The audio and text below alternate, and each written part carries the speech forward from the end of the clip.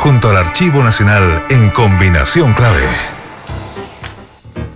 Bueno, en nuestro espacio del Archivo Nacional, y como estamos con tanta conmemoración, dentro de poquitos días se va a conmemorar 30 años del plebiscito del 5 de octubre de 1988, y tenemos aquí en el estudio a Manuel Gárate Chateau, autor de La Revolución Capitalista de Chile, 1973-2013, es académico del Departamento de Historia de la Universidad Alberto Hurtado. Muchas gracias por estar acá, Manuel. Gracias a ustedes por la invitación. Encantado. Y es interesante el periodo. Tú lo tomas desde 1973 al 2003. Estamos conversando que salió otro volumen de cuatro volúmenes de 1810 al 2010. Claro.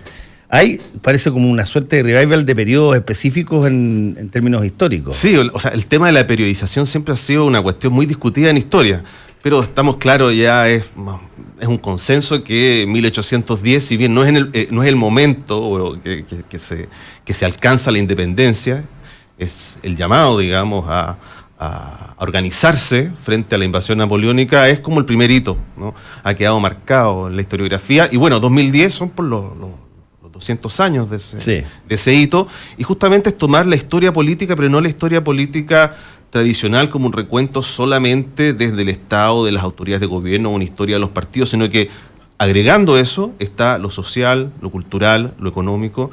Es una obra monumental que ha sacado el Fondo Cultura con la Universidad Adolfo Ibáñez, es un proyecto con 56 historiadores, 5 años de trabajo, es una cuestión realmente muy, muy, muy grande, ¿no? Y ayer se lanzó justamente la noche en el Congreso Nacional, en el antiguo Congreso Nacional. ¿Y qué tanto de todas estas recopilaciones nos dicen? Porque al final uno busca entender la historia para tratar de preguntar, de responderse cosas que son contingentes hoy. O sea, a ver, ¿Cómo es este país?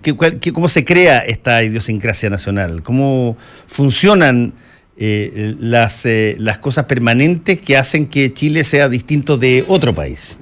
Eso que tú dices es crucial, porque ¿por qué se escriben tantas historias de Chile, desde Barros Arana en adelante? Porque cada época se pregunta sobre su historia y requiere una nueva interpretación que vaya incorporando nuevas miradas, lo global, lo internacional, pero también los nuevos acontecimientos que han ocurrido, los procesos. ¿Qué ha pasado en Chile? Yo escribí un libro sobre la Revolución Capitalista, es un momento también fundante de este Chile, ¿no? Entonces, es necesario hacer nuevamente recuentos, y yo creo que el aporte que hace esta colección justamente es que también incorpora lo internacional, es decir, hay destacados investigadores de Europa y Estados Unidos, expertos en Chile, que también dan esa mirada que estaba ajena en otras historias. Tú estás hablando de la otra. De la otra, sí. La otra, porque estamos hablando de dos libros. Manuel Gárate es autor de La Revolución Capitalista de Chile, 1973-2003. Y la que tú estás hablando son 4 tomos de la historia política de Chile desde el 1810 al 2010. Pero puedo volver a mi libro. Bueno, claro, volvamos a tu libro. Bueno, justamente es un libro donde se plantea que cuando se habla de la dictadura, ¿no? Se habla siempre en el mundo, hay 2 hitos fundamentales que aparecen ahí, que son las violaciones a los derechos humanos, y aparece también la modernización económica, ¿no? Lo que yo planteo ahí es que esto es una revolución que también tiene un elemento de violencia económica, es decir, a la gente se le obligó a pasar a un sistema de pensiones, se le obligó a cambiarse a sistemas de salud, se le obligó a incorporarse también a una educación municipal, y eso fue muy traumático. Ese trauma también, claro, ha generado, por otro lado, externalidades positivas y negativas, pero ese momento, el momento de esa violencia de los años 70 también permitió, son coincidentes las fechas, los momentos más duros de la operación de la DINA son los momentos también donde los Chicago Boys se hacen cargo, digamos, de la economía del país. Eso no es una coincidencia, ¿no?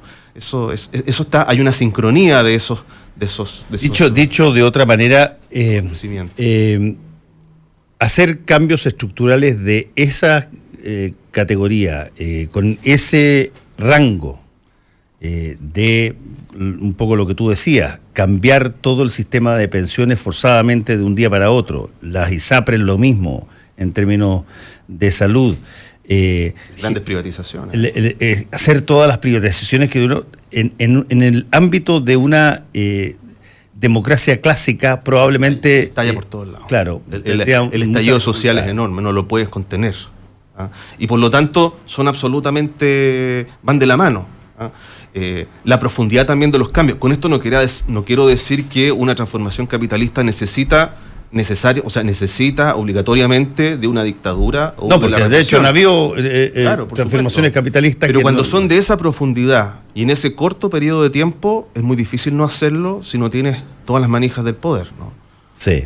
Ahora, en ese sentido, ya que estamos a punto de conmemorar otro 5 de octubre, en todo este periodo, que es una pregunta que uno se hace a veces repetidamente. ¿Cuándo se considera que alguien forma parte natural de lo nuevo que se instala?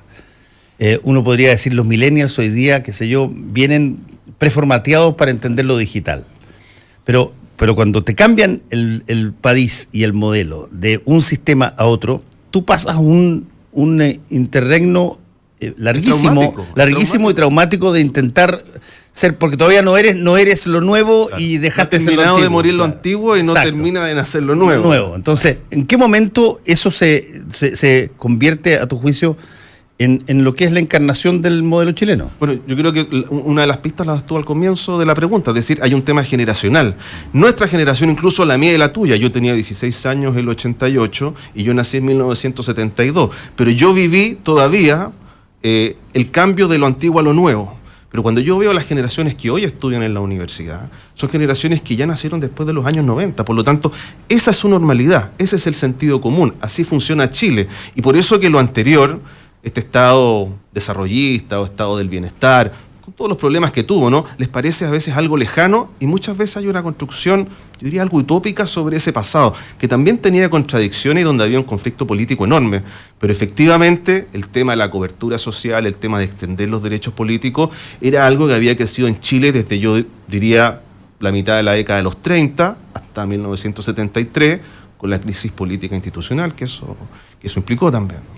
Sí, en algunos países de Europa, por ejemplo, que hicieron cambios bastante interesantes, ellos tuvieron como punto de partida 2 guerras mundiales. Por supuesto. Por supuesto. Ciudades aplanadas por bombardeo. Y por lo tanto. Habla de eso, son catástrofes. Claro, catástrofes enormes, gigantescas. Y por lo tanto, la construcción del estado del bienestar en Europa, ¿para qué es? Para hacerse cargo de los que estaban volviendo de la guerra. Tienen que tener trabajo, tienen que tener seguridad social, tienen que tener buenas pensiones. Esto no se hace simplemente por querer agradar, digamos, o por una política benéfica que viene de buenas intenciones. Es una necesidad. Claro. Y la diferencia acá es que aquí tú lo construyes forzosamente. Claro. Aunque tuvimos una gran catástrofe, que es la crisis del 30, la crisis 29-30 es una enorme catástrofe. Chile es uno de los países más afectados por la Gran Depresión. Y por lo tanto, hay que reconstruir ahí la economía nacional a partir de una economía que hasta ese momento estaba orientada hacia las exportaciones y de repente esos mercados se cierran. Y por lo tanto, la industrialización, que ya venía surgiendo lentamente de los años 20, hay que acelerarla. Hay que desarrollar obras sociales, hay que darle empleo a la gente. Y por lo tanto la creación de la Corfo, la creación de la industria nacional, digamos, todo este desarrollo tiene por objetivo justamente eso, darle impulso a una economía que está absolutamente decaída a principios de los años 30. Por lo tanto, la construcción de nuestro estado del bienestar no es producto de una guerra, pero sí producto de una enorme depresión. Y también, en los años 40, la Segunda Guerra Mundial también genera un quiebre y una cierta cerrazón a las exportaciones chilenas, salvo las que eran necesarias para la industria de guerra. Se ha dicho que nosotros somos básicamente exportadores de materias primas y que eso ha sido siempre así, pero yo no estoy tan seguro de que haya sido tan así en un momento dado de la historia donde se genera esta lógica que, si bien no resultó, pero que estimuló un capitalismo industrial, la sustitución de importaciones, digamos, todo lo que había en materia de textiles o calzado o de industria metalúrgica, la industria metalúrgica, fabricación y armazón de automóviles, todo eso que tenía como objetivo tener una suerte de base industrial propia, Bueno, se diluyó muy rápidamente cuando aparecía mucho más barato con arancel cero, mucho más barato importar que Pero eso construir. es ideológico también. Claro, es totalmente ideológico. Eso es decir, mire, ¿sabe qué? ¿Para qué vamos a invertir en esto? Comprémoslo afuera. Ellos saben más. ¿Ah? Y nosotros dediquémonos a exportar lo que sabemos hacer, es decir, es ir a lo más básico de la teoría de las ventajas comparativas. Pero no es asumir que, yo siempre doy el ejemplo de Corea. Corea era un país tan pobre como Chile, lo que hoy en día es Corea del Sur durante los años 50. ¿Ah? Y por lo tanto, es el Estado, también obviamente en un contexto de Guerra Fría, Estados Unidos pone mucho dinero ahí, pero es un Estado que decide industrializar ese país a través de la educación. ¿Ah? Nadie nace construyendo celulares ni pantallas LED. Hay que invertir en eso durante muchos años, ¿no? Pero eso es una decisión política, estatal. ¿Ah? Vamos a hacer eso. Nadie hubiese dicho que las ventajas comparativas de Corea del Sur era producir tecnología. Es un poquitito como cuando tú tienes, a mediados de la Guerra Fría, esta inversión mayúscula en los países socialistas en el deporte. ¿Ah? Tú quieres sacar grandes atletas, tú quieres sacar a toda costa, incluso, los dopes, como los dopes, Alemania Democrática dopada a las nadadoras, todo lo, claro. Pero tú inviertes en generar una imagen mundial de capacidad deportiva destacada para ganar todas las medallas de oro en las Olimpiadas. Y eso se empieza a hacer así porque tú no solamente inviertes, sino que además eres consistente en el tiempo en la inversión. Hay una voluntad y una decisión política. Es más, en los países capitalistas. La gran industria, que hoy en día es la industria de las telecomunicaciones, la industria de la informática que se desarrolla en la costa oeste de Estados Unidos, está originalmente financiada por el Estado. ARPANET es tecnología de la Guerra Fría. Internet surge de eso, es decir, Google y todas estas empresas que nosotros siempre miramos, que es el paradigma de lo privado, se basan en investigación básica realizada por universidades estatales y por la industria de guerra en Estados Unidos. Pero eso se dice mucho menos. ¿Ah? Lo que brillan son los nuevos super emprendedores, digamos. Nuevos Steve Jobs. Claro, pero la investigación básica está hecha a partir de financiamiento público. En respecto de tu periodo, 73-2003, tú llegas al 2003 para que calce con el 73.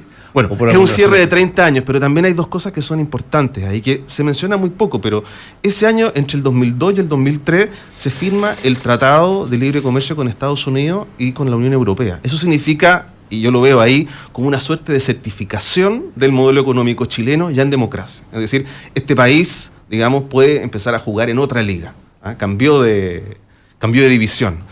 Y por lo tanto, por eso para mí es el cierre, visto desde una historia socioeconómica, es la certificación externa, es como el ISO. ¿Ah? Este país cumplió ciertas normas y ahora puede entrar a jugar en otras ligas. Puede comenzar a pensar en integrar la OECD, por ejemplo. Sí. Entonces, se recuerda mucho menos eso, pero durante ese año se hizo mucho, durante el gobierno de Lagos se hablaba mucho de lo importante que era para Chile poder entrar a jugar en estas dos ligas, ¿no? De grandes tratados comerciales. Y eso en gran medida tiene su correlato en el cambio de régimen desde dictadura a democracia. La dictadura no pudo conseguir tratados de ningún tipo de esta característica. Y eso el empresariado lo sabía de alguna manera. Sí, lo sabía. Era necesario pasar a otra fase. Eso lo dicen muy para adentro ahora, ¿no? Pero si el capitalismo chileno de dictadura necesitaba dar un paso adelante, necesitaba que se le abriesen las puertas en el mundo, eso lo logra hacer, se logra hacer en democracia. Se logra hacer en las famosas giras, las giras que se hacían en democracia, los empresarios, los aviones con freight también, firmando tratados comerciales por todo el mundo. Bueno, eso no lo podrían haber hecho en dictadura porque las puertas estaban cerradas. Efectivamente había comercio internacional, pero la manera de recibirlo, la manera de poder integrar a Chile al mundo se da en los años 90. Ese es el gran salto económico, en eso tiene mucha razón Ricardo French Davis. Es decir, cuando se habla del milagro económico chileno, el milagro económico chileno es de los 90, no es de los 80. En los 80 se hacen algunas reformas importantes, pero hay que ver cómo se entrega la economía en 1989. El gasto fiscal estaba disparado, había una cantidad de gastos enorme. Foxley recibe realmente la caja del Estado, digamos, Hacienda con números rojos. Es muy complicado ese primer año de la concertación. Sí, además ahí hay una categoría de chileno que hoy día no se menciona como tal, que era el grupo que se le llamaba pobres, digamos, que estaban los bajo 5 millones de pobres. los 5 millones de pobres que dice campaña. Alejandro Foxley en la campaña, que tienen características distintas a las personas que nosotros llamamos hoy día más vulnerables o más débiles económicamente, porque eran genuinamente personas que no podían funcionar en un estado sin ser considerado un estadio deficitario, un estadio, desastroso. Bueno, hay que imaginar todavía lo que era la pobreza en los años 80, es decir, lo que eran las poblaciones marginales de Santiago. Teníamos desnutrición en Chile todavía. Hasta esos años todavía, mi padre es médico, pero dice, uno de los grandes flagelos de Chile es la fiebre tifoidea. La gente se moría literalmente por comer fecas con las cuales se regaban las hortalizas que comían todos los chilenos y sobre todo en Santiago. La gente olvida cómo era ese Chile todavía hasta 1990. Y hubo cambios muy importantes que se realizan a partir de ese periodo. Bueno, esto tiene que ver también con la epidemia de cólera en Perú, pero hay que pensar todavía lo que significaba la pobreza dura en Chile hasta esos años. Sí. En términos de carencia, pisos de tierra en las casas todavía. Hoy en día cuando hablamos de pobreza, siempre la pobreza es relativa en cada país, porque se compara, digamos, con lo que ganan los grupos de más altos ingresos. Pero si uno lo mira comparativamente, es otra pobreza. Tiene otras características. Por supuesto que hay desigualdad, por supuesto que hay marginalización, por supuesto que hay niveles, digamos, de injusticia muy grandes. Pero si uno lo ve en términos materiales, el cambio ha sido enorme. Y hay una variante que no estaba en esa época, muy importante creo yo, que disimula mucho de estas cosas, que es el endeudamiento personal.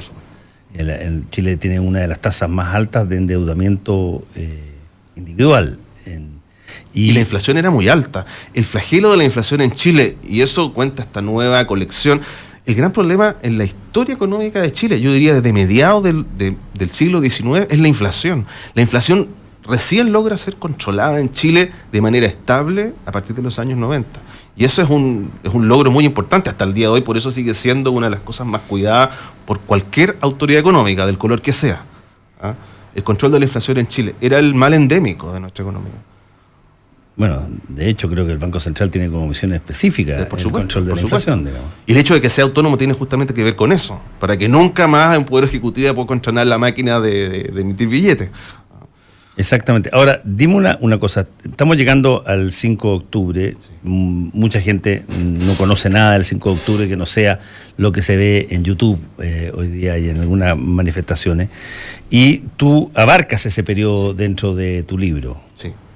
¿Cómo se refleja eso ahí? Yo creo que es un periodo tremendamente importante porque justamente lo que se reactiva es una movilización que había sido reprimida con gran fuerza a principios de los 80. Tenemos que pensar que el año 86 es un año durísimo. El atentado a Pinochet, digamos, hay un momento en que el régimen también ejerce mucha violencia frente a las protestas y las mismas protestas se vuelven más violentas y eso asusta a mucha gente. Está el asesinato de los periodistas después.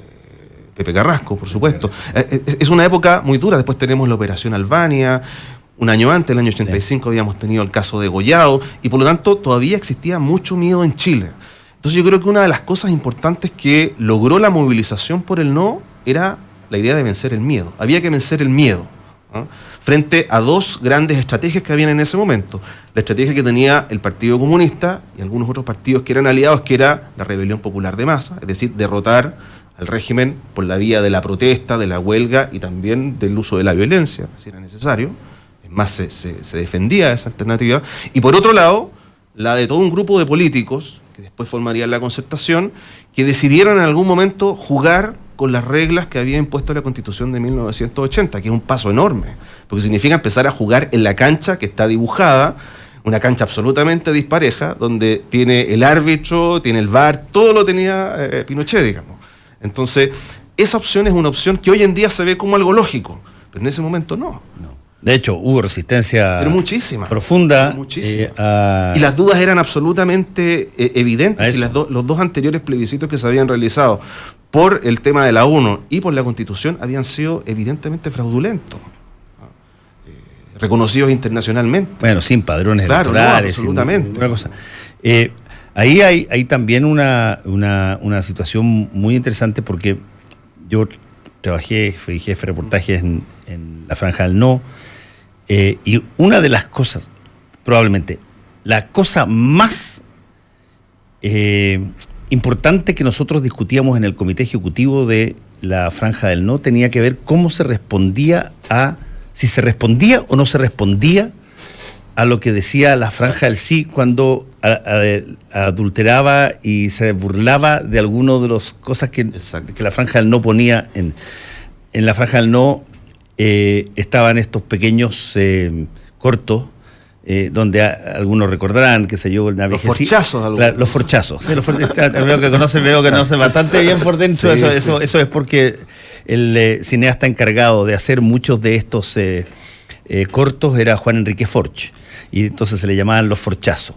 Y había un forchazo que era de esta viejecita que iba a comprar una bolsita de té, y que le decían cuántas quiere y veía cuánta plata tenía, y dijo, deme una bolsita de té nomás. No sé si es de Forch o de Ricardo Larraín. No sé cuál de los dos es. Él tiene una factura cinematográfica espectacular. Bueno, efectivamente, en esa época muchas de las personas que trabajaban en la Franja del No venían del mundo publicitario porque era lo que les podían hacer.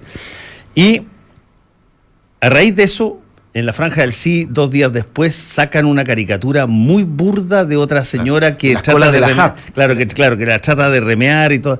Y surge la idea al interior del consejo, donde estábamos todos los que producíamos la Franja del No, sobre si se contestaba o no se contestaba.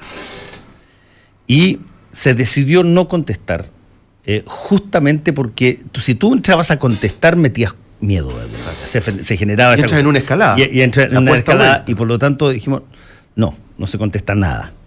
Nosotros emitimos, la gente que lo vea, que evalúe, que sopese y procese aquello, pero no entramos a la competencia entre mugre, digamos. Yo después digo, bueno, entonces, y por eso que el eslogan era sin miedo, qué sé yo, en fin. Era el miedo, había que ir a votar, había que convencer a la gente de que tenía que ir a votar, de que tenía que perder el miedo. Yo tenía 16 años en el 88, yo recuerdo en mi colegio las palizas que nos llevamos algunos por usar una chapita del no y defenderla, digamos, hasta recibir pateaduras por eso. O sea, todavía no se ha hecho esa historia de qué pasó en la base a nivel nacional, en la escuela, en los colegios, en los trabajos, cómo la gente tarareaba, digamos, la canción del no. Sí, yo tengo la imagen, pero precisa, cuando yo, contra mi escepticismo inicial, dije, ¿sabéis qué? Capaz que se pueda ganar. Y es una imagen tan clara. Fue una vez que tomo un metro y por primera vez veo a una persona con la revista Análisis abierta leyéndola. Sin miedo, claro. Decía Análisis. Yo me puse nervioso. Y yo trabajaba en la revista Análisis. Y yo me puse nervioso como diciéndole, compadre, haga algo. Pero si uno en los kioscos la pedía adentro, te la pasaban, exacto, la sacaban de una caja. Y la persona esta, un señor, que debe haber tenido, qué sé yo, unos 40 años, una cosa así, leyéndola. Chuta, capaz que sea posible. Fíjate, porque los signos eran muy efímeros. Tú veías, sí, el movimiento de las protestas fue una cosa impresionante del 11 de mayo del 83, con la primera protesta que llama Rodolfo Seguel, la Confederación de Trabajadores del Cobre, hasta la última.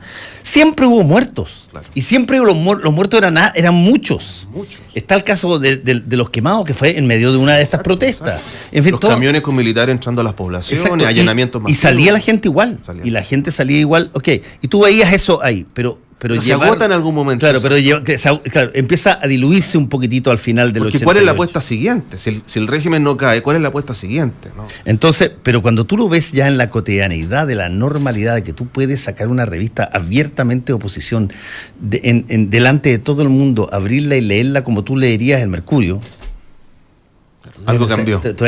Algo cambió. Ahí puede ser de que se haya metido la pérdida del miedo. Pero pasan cosas también que uno dice son bastante notables. ¿Cómo el régimen permitió que en algún momento el Tribunal Constitucional exigieran que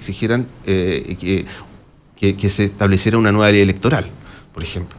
Que se crearan nuevamente o se reabrieran el registro electoral. Que hubiese una ley sobre votación y escrutinios populares. Hay que pensar que la decisión que se toma para que exista una campaña en televisión se toma el 11 de agosto del 88, es decir, estamos a pocas semanas del plebiscito. Uno piensa, ¿cómo hizo la campaña del no para poder organizar todo eso? Porque 15 minutos por día es mucho, uno dice es poco, pero organizarlo eso es una eternidad. Solamente 15 minutos por sin día. Tener nada de televisión. Son 15 minutos por día donde no te repetían las cosas los días siguientes. Claro. Salvo el pack, el Chile y la alegría ya viene. Y esto había que llegar con un cassette de video, digamos, que era revisado por las autoridades del régimen. Francisco Javier Celedón, sí que me está escuchando, él era el encargado al principio de agarrar este VHS en formato, de 1 pulgada creo que era, y llevarlo a Televisión Nacional donde se recibía y lo revisaban y toda la cuestión. Y hubo uno que fue censurado, entiendo. Hubo una noche que no hubo campaña del no. No me acuerdo. Sí. Porque fue censurado y por lo tanto el comando no dijo, entonces si es censurado no se emite. No se emite. Bueno, de todo eso probablemente vamos a escuchar bastante en los próximos días. Tu libro es La Revolución Capitalista de Chile 1973-2003 y está todo el episodio Ediciones de Alberto Hurtado. Las ediciones de Alberto Hurtado. Muchas gracias, Manuel Garate. No, gracias a ti por la posibilidad de conversar. Gracias a todos ustedes. Chao. El secreto